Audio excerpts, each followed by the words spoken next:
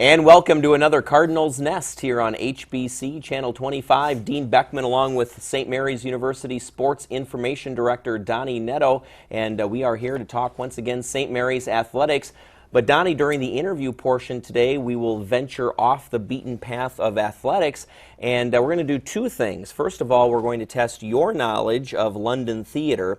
But we're also going to talk to two of the 11 very quirky female characters that are in the play called Talking With. That's this weekend at the Valencia Arts Center. So we'll do that. Kelly Holt and Shireen Rushbayani will be our guests a little bit later on here in the program. Now, are you calling Kelly and Shireen quirky, or are you calling their characters quirky? That's the press release calls them quirky. Gotcha. Quirky female characters. Okay. Whether they personally are quirky or not, we'll find out when we bring them on the set a little bit later on. Sounds good. But Donnie, in St. Mary's sports, it was an exciting week, and especially on Tuesday night when the women's hockey team made it into the MIAC playoffs and hosted a first-round game against a familiar opponent. And I think, unfortunately, probably too familiar of an opponent, because St. Mary's was familiar to them too.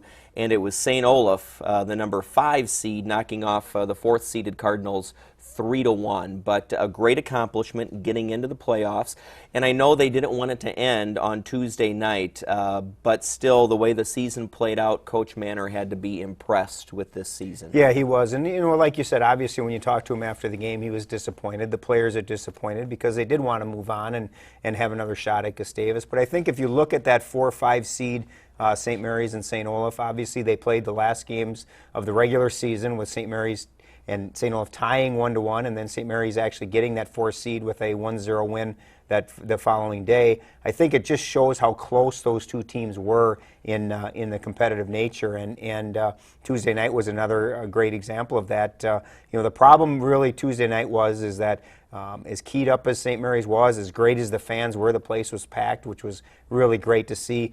St. Olaf scored a minute and a half into the game, and any time that you give up a goal that quick, it really takes a lot of wind out of your sails. It was a great game. St. Mary's had a lot of very good scoring chances, and they just couldn't put the puck in the net. St. Olaf's goalie played outstanding and deserves a lot of credit. St. Olaf deserves a lot of credit, but I think if you talk to Coach Manor today, tomorrow, the next day, he'd start thinking about it more and more. And really, if they could have capitalized on a couple of their opportunities, it could have been a whole different, a different outcome. But I think you're right. I think he's very happy with the way the season went. They finished 12-12-2, which is a very good record, and they did get back into the conference playoffs, something they hadn't done in 3 years. So I think that he's feeling good about what they accomplished, but he's certainly not satisfied. And I know the last thing he said to me last night when we were talking is we got to nearly the top of the mountain, now we have to get over it. Mm-hmm. And they lose 3 seniors to graduation, but other than that, everybody returns. They return a phenomenal goalie in Kay Collier. Their top 6 leading scorers are all back, so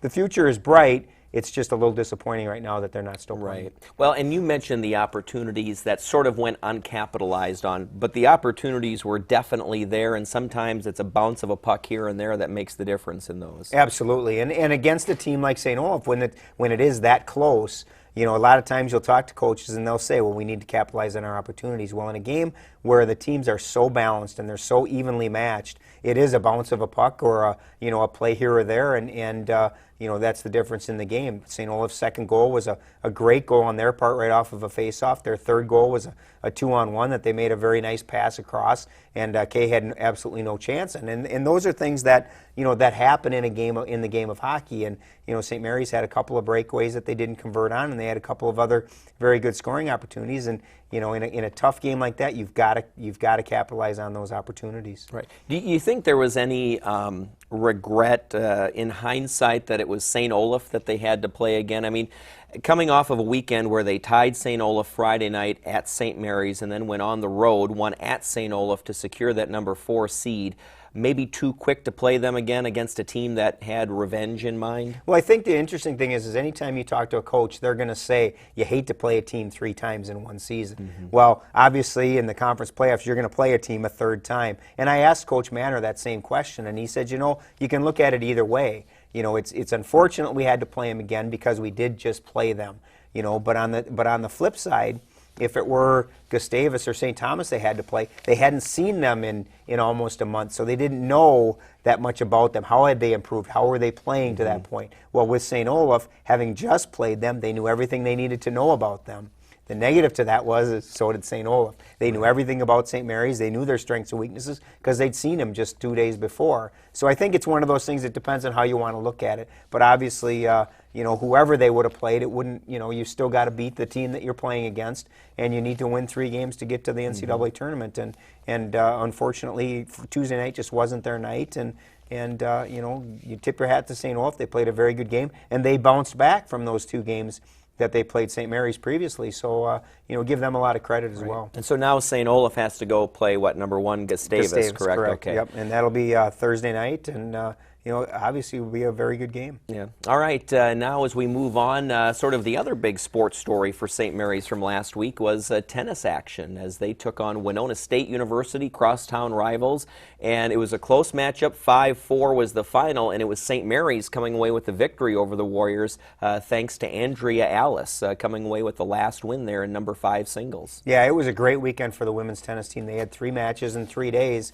and hadn't actually played since their season opener January 30th, so they were actually getting back into play, and they picked up 3 straight wins, which is a real nice thing to see, especially because they're playing back to back to back like that, and obviously sandwiched in between a 9-0 win over Northwestern and a 6-3 win over McAllister was that 5-4 win over Winona State, 3rd time in a row that St. Mary's has beaten Winona State in women's tennis. So I know Coach Hallberg was feeling good about that, and I think it was important because they battled back. They fell behind in doubles 2-1, came back and tied things up, and then they got that huge win from Andrea Alice at 5 singles to pull out the win. And obviously there is a rivalry there between St. Mary's and Winona State, and any time that St. Mary's can pick up a win there, it's a nice feather in our cap and makes you feel good. And I know that for the tennis team, it's a huge rivalry with Winona State, and for them to win 3 straight against them is a great accomplishment. It really seems like this year, maybe more than some previous years,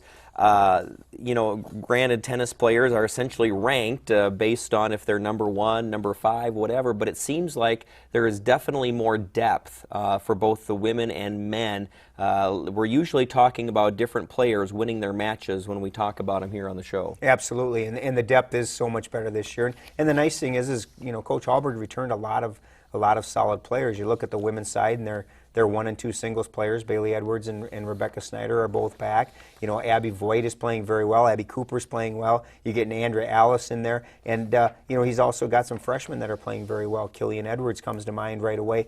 And that depth is really going to pay off for them because now they're not relying on Bailey and Rebecca to having to win every single time. When you're playing 1 and 2 singles, you're playing against the team's best, the best that they have to offer. So, for that depth to be able to come through, and I think that, that match against Winona State is a perfect example for them to get that win because their number 5 singles player, put together an outstanding performance. That's going to really help them down the road. On the men's side, it's the same thing. Michael Lunka's playing number 1 singles as a freshman, doing a great job. He picked up their lone win in Sunday's loss against McAllister. And so, again, they're getting some good freshmen coming in, and Pavel Shipkowski and Justin Loeffler and Andy Wegman, players like that are all returning and playing well. And, it's obviously early. They play a lot of matches, and hopefully Coach Hallberg can get a lineup, solidified for both the men and women and get things rolling. Mm-hmm. Well, and so what's coming up next here for men and women? The men have a home match against Milwaukee School of Engineering on Friday, and then they both hit the road on Saturday for St. Olaf, and then the women have St. Catherine on Sunday. Mm-hmm. So another busy weekend of tennis action. But really, now that the spring has started, that's the way it's going to be from here until early May. Is they're going to be playing a lot of matches in a short amount of time, and they'll just have to keep going at it. The other thing I want to get in with tennis quickly is we talk a lot about 2-sport athletes here on the show. Emily DeWitt, one of those 2-sport athletes, goes from women's basketball right into women's tennis, no downtime at all. Absolutely, and she steps right in and starts winning right away. And it's obvious that it was probably nice for the tennis program that they did have only that one match on January 30th and then not play until late February, because it did allow Emily to get into the lineup. And I know Coach Hallberg is relying on her to do a lot of good things this year, and she didn't get any rest because basketball finished the middle of February, and she stepped right onto the court the next day and was swinging the racket. So, hopefully she can keep that up and doesn't get burned out or doesn't, run out of steam. But I know that Coach Hallberg is relying on her to really give them a boost, and obviously this last weekend she did just that. Right. A couple of minutes left here on this segment, Donnie, and the indoor track and field conference championships coming up this weekend as well for St. Mary's. So the seasons continue to wind down. Of course, when the indoor season is done, the outdoor season is about ready to begin. Right, and Coach McMahon just lumps it into one. It's one big season and has a couple of big meets in between.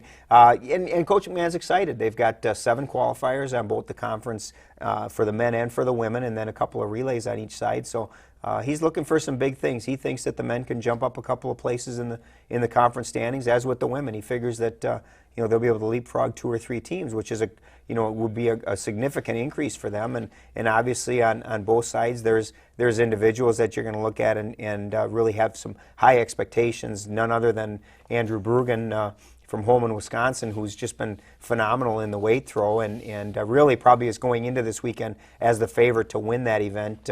He at the Ole qualifier last weekend, he won the weight throw by 2 meters over his over the second place team. So he's probably the person that they're looking for there. Josiah Ricks is having a good year. John Kelly's having a good year. Those are people that Coach McMahon is expecting to probably compete for if not just all conference, but for conference titles individually. On the women's side, Terry Heinzen's had a great year. She set the 200 school record last weekend at the Ole qualifier, and I know Coach McMahon's expecting big things from her. Sarah Harstead's doing well in the field events, and hopefully when we're talking again, we're talking about some conference champions. Now you brought up the Ole qualifier. Now that was first of all, I'm sensing St. Olaf was a theme for St. Mary's last week, but that was an event where no team records were kept. Maybe explain why they decide not to do the team scores. Well, there. I think it's just one of those things where you may have some extra qualifiers that aren't from teams; they're just unattached. And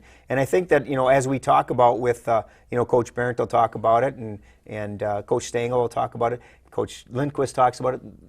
The team standings don't really matter. They're not really looking at it, and I think they just decide, we're just not going to keep team scores. We're going to worry about individual times and individual distances, and just let it go at that. And I think that it's one of those things I find a lot in the indoor season, that a lot of these meets that they don't have team scores, and I think it's just another one of those. The team scores don't really matter. Mm-hmm. Doesn't matter what place finish they have. It's more important that the times keep dropping, and I know that.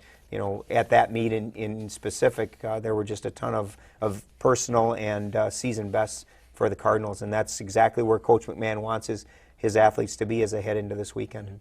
All right, that's going to do it for this segment of the Cardinals' Nest. The baseball team opens up on Monday up in the Metrodome, and hopefully we'll get a chance to touch on that a little bit later in the program. But next, we're going to bring in Kelly Holt and Shireen Rushbayani. They're a couple of the lead characters in a play coming up this weekend called Talking With, and we'll talk to them next right here on the Cardinals' Nest on HBC. To see us and just Caitlin Picard. Who are you? I'm a leprechaun. And you, lass, just got lucky. Oh, do I get your pot of gold? No. That pot of gold's way too heavy to be carrying around. I deal in mobile phones. Mobile phones? Throughout March, when you buy one mobile phone from HBC, I'll give you a second absolutely free. A free phone with the purchase of another? Aye, but only through March, so you best be stopping in now. Get lucky with HBC Mobile. And welcome back here to the Cardinals' Nest on HBC Channel 25. Thanks for watching. Dean Beckman along with Donnie Netto. And now we bring in Shireen Rushbayani and Kelly Holt. They are 2 of the 11 quirky female characters in a theater arts production this weekend at the Valencia Arts Center called Talking With. And thanks for being on the show, Shireen and Kelly. And both of them are from the Rose Bruford School of Theater and Performance in London, England. So they came a long way just for this interview today. But actually they've been in Winona at St. Mary's University studying theater arts since August. And they'll be heading back to London again at the end of this semester. So thanks again for being on the show. And Kelly, why don't you begin by telling us about Rose Bruford in London and your majors there? Rose Bruford College, it's in South East London, and it's a specialist theatre school. It's part of the Conference of Drama Schools in England. There's many different courses you can do in our school. Our particular major is American Theatre Arts, which we are on our second year of. It's a 3-year programme, and our course kind of works that you spend a year back home kind of preparing yourself for this year. This year kind of experiencing American culture and American theatre and working with American practitioners here. And then in the 3rd year we go back and sort of use everything that we've kind of gained from the first 2 years to really focus on our work and figure out what we want to do within theatre. Great. So, Shireen, why did you want to study American theater arts? What led you into that area? To be honest, I will tell you the true story. I won't make up some. Well, that's good, because we have a history of being truthful with our viewers. No, I was looking through loads of prospectuses, and I was looking around, and I had a dead set drama school in which I wanted to go to, and it wasn't Rose Bruford at the time. Okay. Yeah. But then I saw their prospectus, and I looked through it, and I saw the acting, straight acting courses, and I was like, And then I saw American Theatre Arts, and I was like, oh. And so I was like, okay, at least it's good audition preparation. So I applied for that. And it wasn't until I went to the audition that I realised that you spend a year in America, because Right. that's silly. And and then as soon as I went to the audition, I met Steve, and I was just like, I need to be on this course now. Right. So it was kind of fate, if you want. But no, it was. I very much enjoy it. I love American theatre. I love British theatre. I love all theatre. Well, whatever brought you here, it's great that you're here, whether it was fate or something that was a little bit more planned. Kelly, was that program more planned for you? Not really. I'd kind of actually wanted to do the European Theatre Arts course. But I'd been reading a lot of American plays, and I hadn't really got too into this European theatre arts thing that I was meant to be auditioning for. Right. Contacted Rose Bruford and was like, hey, can I audition for the American theatre arts course? They were like, hey, your audition's tomorrow. So I turned up completely unprepared, and then just fell in love with the course. You meet the guys, and there's like, the energy at Bruford is so infectious and so exciting, and the stuff that we were going to be studying was just phenomenal, and I was just really excited by that. And so I think in the same kind of way, it was one of those things you get there and it's just, I have to do this, I have to be part of this. So how did you end up here at St. Mary's in Winona, where we have lots of snow? And, It's a little bit smaller than London. A little bit smaller than London. How did you end up at St. Mary's? For the past 8 years, the course has been running so that the second year is spent at SFA in Nacogdoches, Texas. And the class, the ATA class of year 2 would go over there and study. This year, because of the exchanges with Gary that have been going on with SMU, they decided to split the class up and see how that would work out, and it's worked out very well. So people, is a really huge decision. Where do we go? Texas in extreme heat, or Minnesota in extreme cold? So 7 of us chose to come here, and Although even Texas got snow this year. I so. know. That was interesting, catching some of those photos on Facebook. Now, I do want to get to the play that you're appearing in this weekend. We'll do that in just a minute. But I would imagine your experience here in the States has been excellent, right? And it's been a good, not only from a cultural standpoint, but also just learning at an American university like St. Mary's. It's very, very different. Just the whole format of classes, sort of the attitude within a classroom, just like you can't prepare yourself for like how different it's going to be. And I just think that's what I'm going to take away most from this year is just this is an experience I would never get at home. The way I'm being taught would never ever happen at home, and it's certainly a sort of an edge that I might have on other people when I get back to England. Sure. No, so I was very naive to it. I thought America and England are the same. It's the same place, but no, it is really different. But this is definitely the learning curve year in which you're like, wow, there is a big, huge country, America, and then there's a big, huge world outside of that as well. And it is definitely an eye-opener and will make you grow up because you've got to live all Can you give living- us some examples of what some of the biggest differences, some of the biggest adjustments you've had to make from London to, obviously, like we said, Winona is a little bit different than London. Well, yeah, it's a small town, firstly. Yeah. Used to being in London, used to being a theatre round every corner and different things. And because it's such a small town, you have that community feel, whereas, I don't know, me personally, it's not really in London. You're sort of on your own and you always go into London mode, which is just on the tube, like, I'm not going to talk to you because it's morning. But yeah, that sort of community feel I've felt here, definitely. And we live in the dorms, so in England we would live in a flat of our own. So that takes some getting used to and sort of... Being on campus all of the time it's Yeah, that one's a crazy one. But the same thing holds true, though. Not only is it a good experience for you, but it's an excellent experience for our St. Mary's students to have you here. And I'm sure hopefully you've made some good friendships with them, too. definitely. Yeah, we were definitely famous for a while. Yeah. It was very good. And now, after this TV show, you'll be famous all We over are a little again. bit famous. It's fine.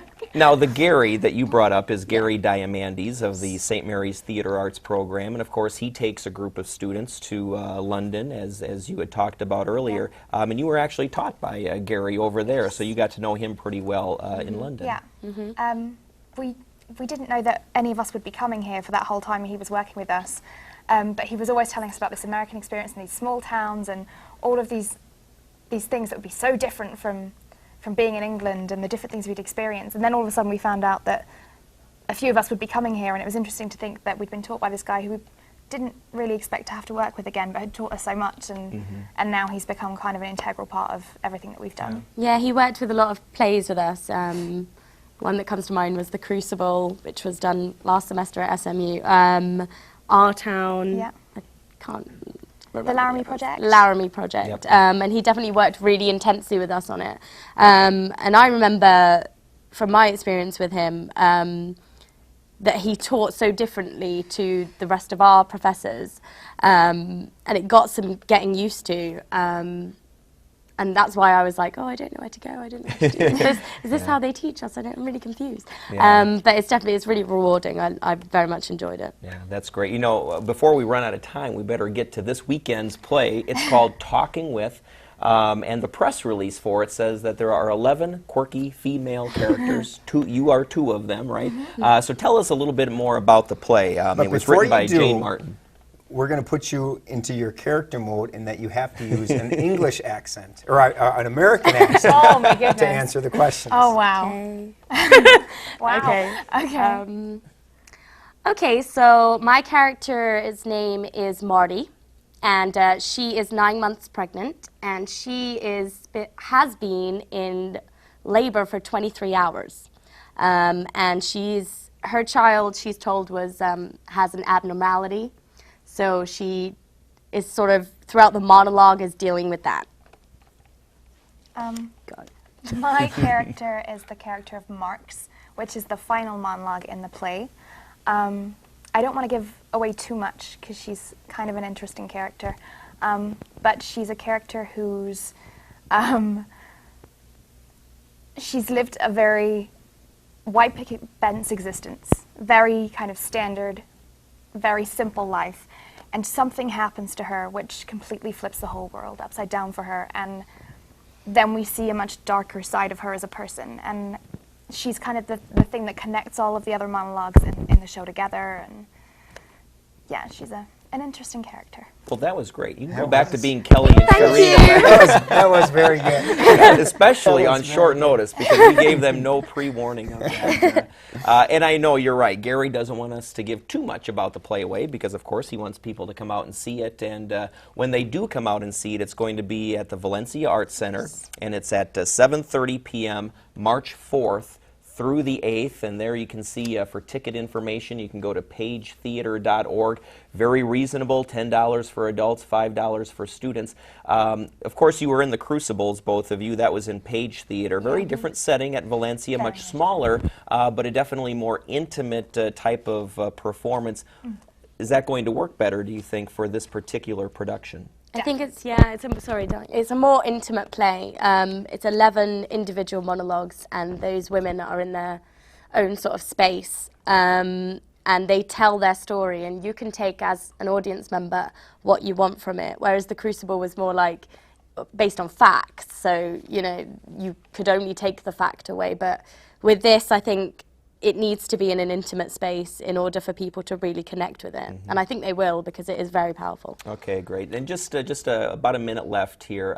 Kelly, future plans. What are you hoping to do in your career? And I know we never know where that's going to take us, but you know, if you could have a choice as to what you might go into. I would come back to the Twin Cities area. I think the theatre is fascinating. It's so much more on a personal level than it is back home in England, and there's much more opportunity to do all of the different things that I love. I mean, I love writing, I love directing and acting, and I think being somewhere like Minneapolis, St. Paul would kind of allow me to do that a little bit more freely than London We might. hope to see you up there someday. Shireen, how about you?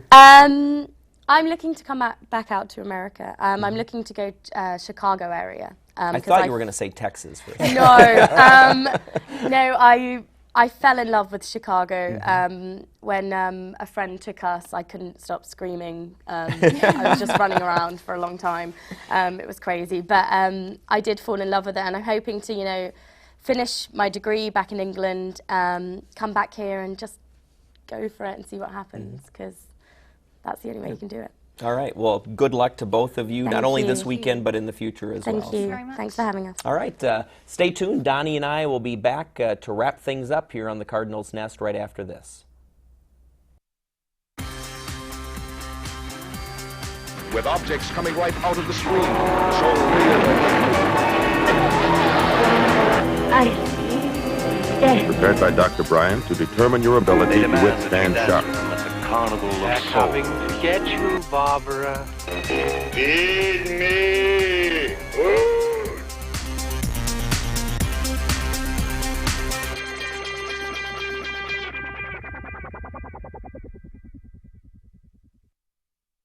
And we're back here to wrap things up on the Cardinals Nest on HBC. And if you're looking for something wild and wacky to do this weekend, the Cardinal Plunge would be a good bet. That's going to be at 1 p.m. on Saturday at Lake Goodview.